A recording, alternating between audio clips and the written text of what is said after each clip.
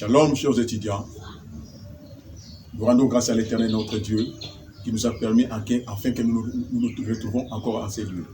Je crois que vous vous portez très bien, grâce à notre Seigneur. Et notre prière est que Dieu nous ouvre la grande porte, afin qu'il nous accède dans sa connaissance, pour que nous marchions de manière bonne sur cette terre de vivants. Voilà, nous sommes dans notre cours que nous poursuivons les sacrements fondamentaux. La fois dernière, nous sommes limités sur le baptême du Saint-Esprit ou dans l'Esprit. Parce que nous parlons de sortes de baptême. La première sorte, c'était le baptême d'eau. Deuxième sorte, c'est le baptême du Saint-Esprit. Nous avons essayé de parler sur le baptême du Saint-Esprit, qui serait la puissance de vie par lesquelles ceux qui croiraient pourraient servir et glorifier Dieu dans un nouvel état des choses. C'est une puissance de vie par laquelle ceux qui croiraient pourraient servir Dieu et glorifier Dieu dans un nouvel état des choses. C'est le baptême, ce sont trois baptêmes, Saint-Esprit. Et nous sommes limités, dans le premier point, c'est cette partie du baptême de l'Esprit, à qui est la promesse de l'Esprit? À qui est la promesse de l'Esprit? Prenons nos Bibles, nous allons lire un texte. Dans Actes chapitre 1er, nous commençons le verset 4 et 5. Il dit ceci, nous lisons au nom de Jésus-Christ. Comme il s'y trouvait avec eux, il les recommanda de ne pas s'éloigner de Jérusalem, mais d'attendre ce que le Père avait promis, ce que je vous ai annoncé, leur dit-il. Car Jean a baptisé d'eau, mais vous, dans peu de jours, vous serez baptisés du Saint-Esprit. Vous comprenez, à qui est la promesse de l'Esprit? Voici ce que nous pouvons d'abord noter dans ces points ici. Cette promesse annoncée, jadis par les prophètes, que l'Éternel répandrait de son esprit à toute chair. Cette promesse annoncée jadis par les prophètes, que l'Éternel répandrait de son esprit à toute chair. Voyons Joël chapitre 2, verset 28. Là où il dit que le Seigneur, vos fils, quand le Seigneur répandra son esprit, vos fils et vos filles prophétiseront. Vos vieillards auront des songes, vos jeunes gens de visions. Si mes serviteurs et servantes, je répandrai mon esprit. Mais quand nous arrivons dans le Nouveau Testament, nous voyons Jean-Baptiste l'a prophétisé encore pour dire que Jésus baptiserait ses disciples de l'esprit. En Matthieu chapitre 3, verset 11. Il dit, lui qui, quand il viendra, c'est lui qui va vous baptiser de l'esprit et du feu. C'était à venir. Vous comprenez? Maintenant, à qui est la promesse? La promesse pour tous ceux qui croient en Jésus-Christ. C'est que cette puissance, la puissance de la promesse est là, et pour eux. La promesse est pour quiconque croira en Jésus-Christ. N'oubliez pas, un jour on a posé la question à notre Seigneur Jésus-Christ concernant le travail ou l'œuvre de Dieu. Jean chapitre 6, verset 29, il a redit, l'œuvre de Dieu, c'est de croire à celui qui l'a envoyé. C'est que si tu ne crois pas, c'est que tu ne fais pas l'œuvre de Dieu. Il faut croire. Quand tu crois, tu seras baptisé. Une fois baptisé, nous parlons de l'immersion d'être plongé, mourir avec lui, ensevelir avec lui, récité par l'Esprit. C'est alors la promesse sera sur toi. Quand tu crois, tu seras revêtu de la puissance. Il faut croire en lui. C'est que cette promesse est pour toi. C'est alors que nous parlons d'un autre point, le point D dans cette partie du baptême de l'Esprit. La promesse est pour tous. La promesse est pour tous. Prenons nos Bibles. Dans Actes chapitre 2, verset 39. Que dit les Écritures? Ça, c'est Pierre qui parlait ici. Chapitre 2, verset 39. Il dit ceci. Car la promesse est pour vous, pour vos enfants, et pour tous ceux qui sont au loin, en aussi grand nombre que le Seigneur notre Dieu les appellera. Car la promesse est pour vous, pour vos enfants, et pour tous ceux qui sont au loin, en aussi grand nombre que le Seigneur notre Dieu les appellera. Vous comprenez? C'est que la promesse est pour tous. N'exclut personne. Personne n'est omis de la promesse. Voilà, nous pouvons noter ici. La promesse de baptême dans l'Esprit, ou de l'Esprit Saint, ne concernait pas seulement ce qui était pendant la Pentecôte à ce jour-là. La promesse du baptême dans l'Esprit ou du Saint-Esprit ne concernait pas seulement ce qui était pendant la Pentecôte ce jour-là. Dans Actes chapitre 2, verset 14, verset 4 qui dit, ils étaient tous ensemble unis dans un seul endroit, dans un même lieu. Tout à coup, un bruit est venu. Mais c'est pour tous ceux qui, tout au long de notre ère, de notre période, l'ère après la naissance de Christ, puisque avant c'était après, et avant Jésus-Christ, mais après la naissance de Christ, on parle maintenant de dates, c'est après Jésus-Christ. C'est dans notre ère après Jésus-Christ. Après la naissance de notre Seigneur Jésus-Christ, c'est notre ère. C'est pour tous ceux qui, tout au long de notre ère, croiraient en Jésus-Christ. Point. C'est que la promesse est pour eux. Pour tous ceux qui croiraient dans notre ère. C'est que si vous ne croyez pas en Jésus-Christ dans notre ère, la promesse n'est pas pour toi. N'est pas pour vous. Voilà, nous voulons maintenant parler de ces points. Selon les Écritures, que la promesse est pour vous. Vous qui nous entendez maintenant, chers étudiants, vous qui nous suivez à cet instant, où que vous soyez, vous constituez un auditoire. Cette promesse de l'Esprit est pour vous. Ce n'est pas pour une autre personne, c'est pour vous. Vous comprenez? C'est pour vous. C'est comme on était à l'auditoire de Pierre. C'était pour eux. Ils ont vu la promesse venir. Pierre a vécu la promesse. Les gens ont venu pour nous poser des questions. Il dit, cette promesse est pour vous. Ce que vous voyez là, c'est pour vous aussi. Vous entendez parler de l'Esprit, c'est pour vous. Deuxièmement, à qui est la promesse? La promesse pour tous. C'est pour vos enfants. C'est une autre génération. Vous qui vivez, vous qui avez besoin de cette promesse. La promesse est pour vous. C'est aussi pour vos enfants. Quand vous allez annoncer à vos enfants, cette promesse est pour eux. Une deuxième génération. N'oubliez pas, notre Dieu est un Dieu de génération. La Bible dit, une génération sans enfant, une autre. Viens. C'est pour vos enfants, cette promesse. En troisième lieu, la promesse est pour tous ceux qui sont au loin. Aussi un grand nombre. C'est ceux qui vont entendre l'évangile. À qui on va annoncer la promesse. Ceux qui n'ont pas encore cru en Christ. Cette promesse de l'Esprit est pour eux. Vous comprenez? C'est une promesse. Je me rappelle une fois, Dieu a voulu prendre quelque chose qui était à Moïse. Il a dit, constituer 70 anciens d'Israël. Je vais prendre l'esprit qui est en toi pour leur donner. Dès 60 sont venus dans la présence de Moïse. Dès étaient restés. Que dit la Bible? Quand Dieu a répandu son esprit, l'esprit est allé toucher même ceux qui étaient restés dans le camp de deux personnes-là. C'est alors que Jésus est venu pour dire à Moïse, comment ils ne sont pas venus avec nous? Ils ont reçu l'esprit. C'est alors que Moïse lui répondait pour lui dire, suis-je à la place de Dieu? Es-tu jaloux?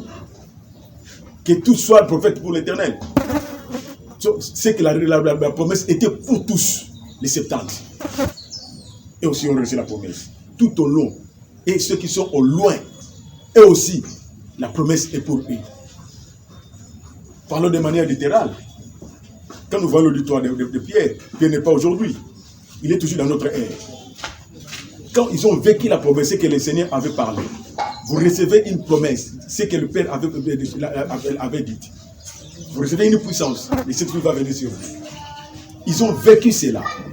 C'est alors que lorsqu'on lui a posé des questions, il a dit à l'auditoire, c'est pour vous, cette promesse. Ce que vous venez de voir, c'est pour vous. Et vos enfants. Ils ont annoncé aux enfants. Et nous qui étions loin, au loin, la promesse est venue vers nous. La troisième génération est venue vers nous, cette promesse. Mais à nous qui vous annonçons maintenant, cette promesse est pour vous aussi. Pour vos enfants et pour tous ceux qui sont loin. Donc cette promesse reste comme ça jusqu'à l'avènement du Seigneur. Ils ont droit aux promesses. Une fois que nous allons croire tous, quiconque croit à la promesse. Voilà, nous passons à un autre point sur l'effet de la jouissance de la promesse. L'effet de la jouissance de la promesse. 2.3. Nous sommes sur le baptême de l'esprit. Ici, nous voulons donner l'effet à retenir qui nous permettront de jouir de cette promesse. 1. Notez, les baptêmes et la puissance qui l'accompagnent. Nous parlons des baptêmes et la puissance qui l'accompagnent n'ont pas constitué une expérience unique dans l'histoire de l'Église. Les baptêmes et la puissance qui l'accompagnent n'ont pas constitué une expérience unique dans l'histoire de l'Église. Point. Ils n'ont pas disparu avec la Pentecôte ni avec la fin de l'ère apostolique. Les baptêmes et la puissance qui l'accompagnent n'ont pas disparu avec la Pentecôte ni avec la fin de l'ère apostolique. C'est que cette promesse subsiste encore. Les baptêmes et la puissance qui l'accompagnent, c'est que l'Esprit va donner. Ce n'est pas une expérience unique. Ce n'est pas encore disparu. Ça subsiste encore. Deuxième fait à retenir qui nous permettra de jouir de cette promesse et que tout chrétien a le droit, virgule, en tant que tel, de chercher ce même baptême dans l'esprit, de l'attendre et d'en faire l'expérience, car il a été promis et donné aux chrétiens du Nouveau Testament. Je réponds. Deuxième fait, et que tout chrétien a le droit, virgule, en tant que tel, de rechercher ce même baptême de l'esprit. C'est que si tu es chrétien, tu as droit de rechercher ce même baptême de l'esprit. Comme Pierre, Jean, de Matthieu ont vécu, de Marie, tous ceux qui étaient là, dans la chambre haute, ont vécu. Les apôtres, après eux, de Paul, de Timothée, de Silas, de Barnabas, ont vécu le même baptême. Si tu crois aussi, si tu cherches ce baptême, tu vas le recevoir. Et que tout chrétien a le droit, en tant que tel, de chercher ce même baptême dans l'esprit, de l'attendre et d'en faire l'expérience. Car il a été promis et donné aux chrétiens du Nouveau Testament. Il a été promis et donné aux chrétiens du Nouveau Testament, de notre ère, l'ère que nous vivons avec vous. Cela a été promis pour nous. Ce sont les défaits. Quand nous les retenons, ça va nous donner la soif de chercher, afin de recevoir cette puissance. Je reprends pour ce que j'avais dit avant. Tu ne peux pas parler de la vérité des Saintes Écritures si le Saint-Esprit n'est pas avec toi. Tu peux parler de l'Apocalypse et de Genèse à l'Apocalypse. Tu peux parler de tout ce qui est écrit. Parler des promesses, parler des miracles. Mais si le Saint-Esprit n'est pas avec toi, tu n'es pas dans la vérité. Tu n'es pas dans la vérité. La vérité vient avec l'Esprit. C'est l'Esprit de la vérité. Je réponds pour dire, n'oubliez pas. Le diable vient avec les Écritures. Il ne vient pas avec des fables. Pas avec des racontars. Il vient avec les Écritures. Mais en lui, il n'y a pas la vérité. La vérité vient avec l'Esprit. Le Saint-Esprit. L'Esprit de la vérité. Vous comprenez? C'est alors, nous passons maintenant à un autre point, le point D4. C'est qu'enseigne la parole de Dieu à ce sujet, le sujet des promesses. Qu'est-ce qu'enseigne la parole de Dieu? Chers ministres, chers étudiants, vous êtes des ministres de Dieu, vous êtes des fervents croyants à l'Éternel, des chrétiens fervents. Qu'est-ce qu'enseigne la parole à ce sujet? 1. Les baptêmes du Saint-Esprit et pour tous ceux qui font profession de foi en Christ. Les baptêmes du Saint-Esprit et pour tous ceux qui font profession en foi ou de foi en Christ Jésus. C'est avec tous ceux qui sont nés de nouveau et ont reçu le Saint-Esprit. Quand tu fais profession de foi en Christ, ce baptême est pour toi. Qu'est-ce qu'enseigne la parole à ce sujet? 2. C'est l'un des principaux buts de la mission de Jésus-Christ. L'un des principaux buts de la mission de Jésus-Christ sur terre, qui était de baptiser ses disciples du Saint-Esprit. Jean a dit, il vient, celui à qui je ne suis pas digne de délier ses souliers. Lui, quand il va venir, moi je vous baptise d'eau, mais lui, il va vous baptiser de l'esprit et du feu. C'est l'un des principaux buts de la mission de Jésus-Christ, de baptiser ses disciples du Saint-Esprit. 3. Et enfin, je parle de ce qui enseigne. Enfin, notre obéissance de la foi en Jésus-Christ permet et pousse les ciels de nous témoigner par le Saint-Esprit, car nous sommes sous sa dispensation. 3e, c'est qu'enseigne la parole. Notre obéissance de la foi en Jésus-Christ permet et pousse les ciels de nous témoigner par le Saint-Esprit. C'est puisque l'Esprit sonde les cœurs. Quand l'Esprit sonde les cœurs, il voit en toi que tu as cru. Il va venir témoigner. Le ciel va s'ouvrir. C'est alors vous voyez, il y a des gens quand on les amène pour recevoir des baptêmes d'eau, quand ils croient, avant même d'entrer dans l'eau, l'Esprit descend sur lui. Il est revêtu de la puissance. Il commence même à parler la langue, il commence même à prophétiser avant d'entrer dans l'eau. Il sonde les cœurs. D'autre part, vous trouvez quelqu'un, une fois qu'il sort de l'eau, l'Esprit témoigne, le ciel est ouvert. Il commence à manifester le ministère. Parce qu'il a cru. Quand nous obéissons à la foi en Jésus-Christ, le ciel témoigne par le Saint-Esprit. Quand nous sommes sous sa dispensation, c'est lui qui est le maître, qui contrôle. Vous voulez entrer encore dans la province de la dispensation du Saint-Esprit. Référons dans notre cours du réveil. La dispensation du Saint-Esprit. Et notre obéissance qui pousse et qui permet et qui pousse le ciel par le Saint-Esprit et de nous immerger dans le Saint-Esprit. C'est par l'obéissance, nous serons immergés dans le Saint-Esprit. Chaque fois, ce que nous pouvons retenir, chers étudiants, le croyant peut être scellé du Saint-Esprit une fois qu'il aurait accompli l'œuvre expiatoire de Christ. Il sera purifié, justifié, purifié par le sang, justifié par sa foi. Il peut être scellé par l'Esprit qu'il vient à accomplir l'œuvre expiatoire de Christ. Il se repent, il demande ce pardon, il renonce, il s'est converti. Il est purifié, justifié par le sang et par sa foi. Notez bien. Tout quelqu'un peut poser la question. Nous voyons, comme je viens de parler, quelqu'un n'est pas encore entré dans l'eau. Il reçoit la puissance. Le baptême de l'eau, le ciel est ouvert. Une autre personne, il entre dans l'eau, après il sort. Le baptême du Saint-Esprit se donne vice-versa avec celui d'eau. Quelqu'un peut entrer en sortant et reçoit. Comme la Bible dit, Jésus, lorsqu'il fut baptisé, lorsqu'il sortit de l'eau, l'Esprit est venu sous forme de la colombe. C'est que l'Esprit ne vient pas seulement sous forme de la colombe. Je prends quelque chose ici. L'Esprit ne vient pas seulement chaque fois sous forme de la colombe. Et c'est là, la Bible dit sous forme de la colombe. Mais dans la Pentecôte, dans la chambre haute, il est venu sous forme de la langue de feu. Ce n'est pas de forme de la colombe, c'est la langue de feu. Vous comprenez? Il vient, donc Dieu, le Saint-Esprit vient selon la forme qu'il désire prendre vers une personne. Donc ce baptême est vice-versa avec celui de l'eau. Avant ou après. C'est l'un des mots dans la Bible. Prenons l'exemple Acte chapitre 8, verset 14 à 17.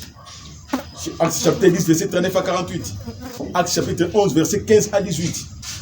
Vous allez voir que cela est vice-versa. Le baptême du Saint-Esprit et celui de l'eau. Troisième sorte de baptême, c'est le baptême du feu. Ici, nous voulons parler des hypothèses des uns des autres selon le baptême du feu. Première hypothèse concernant le baptême du feu. Il est un baptême du jugement de Christ. Si ceux qui ne le recevraient pas, dit aussi jugement des nations, le baptême du feu.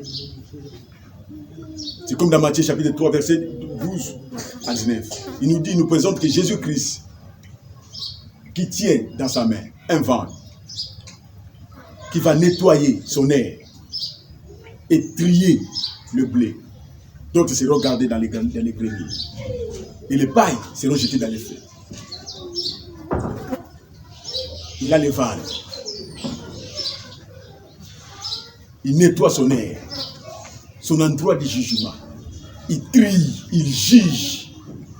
Il prend maintenant le bleu, les âmes propres à lui. Il le met à l'écart. Et les pailles qui restent, les impies, les blasphémateurs, sont destinés pour le feu. Vous comprenez? Une hypothèse. C'est comme ça s'explique aussi. Nous parlons des hypothèses, de la manière dont nous expliquons de cette écriture. Deuxième hypothèse, il est aussi synonyme de purification. Le baptême de feu, aussi une synonyme de purification. C'est-à-dire là, on est immergé dans le feu pour être purifié. Ça consiste à détruire les moi ou l'ego. C'est le baptême de feu. Tu dois être purifié. Pourquoi? Pour que les moi, c'est moi, les moi, l'ego, tout est en toi, l'égoïsme, l'égocentrisme soit disparu. Il faut que tu passes par le feu. Ça consiste à détruire le baptême du feu, à détruire le moi ou l'ego de la chair, envie d'ôter ce qui est impur, ou ôter des corps étrangers qui suivent l'homme et les envoyer hors de ce qui est propre. Il faut que tu sois purifié. Pour l'ego soit parti, les moi soient partis. Toujours c'est moi qui ai fait, c'est moi. Tout c'est d'abord c'est mon intérêt. Il faut que tu passes par la purification. Il s'agit aussi, troisième hypothèse, il s'agit aussi des épreuves que doivent subir tout chrétien qui doit grandir en Christ et parvenir à la perfection pour le jour de Christ.